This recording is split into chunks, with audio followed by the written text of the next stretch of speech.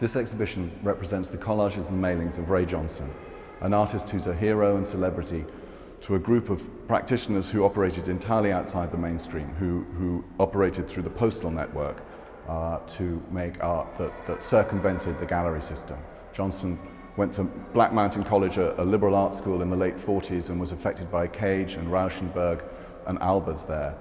He came to New York in the 50s, befriended Andy Warhol, worked as a commercial designer, and started to mail out pieces of his collages to friends from that period.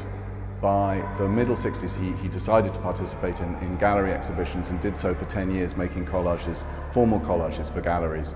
But his heart, I think, was always in the individual and the personal communication through the post to named recipients.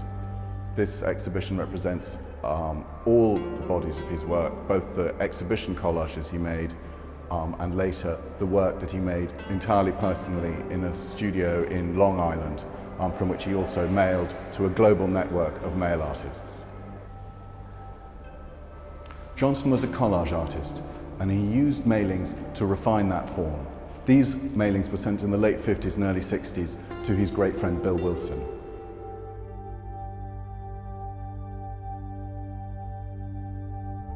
Simultaneously to the early mailings, Johnson also developed more formal collages. These he described as moticos, a word he invented. They were constructed using cardboard pulled out of shirts at the laundry, but they filtered the notion of glamour and celebrity of the mass media age.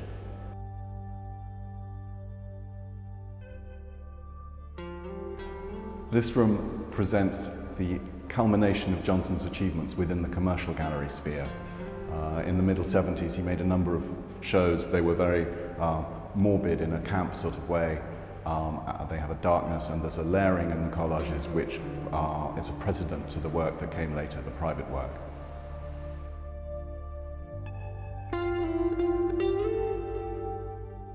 In 1968, Johnson retreated to Long Island from Manhattan and remained there for the rest of his life. He worked out of his house very privately on a series of collages which he constantly reworked. They were never fixed, and they were found in his house after his death.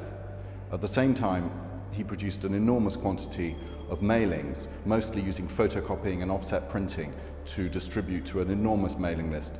By that time, the mail art network was global and was a powerful communitarian field. Johnson felt marginal to that, preferring always to consider himself a collage artist.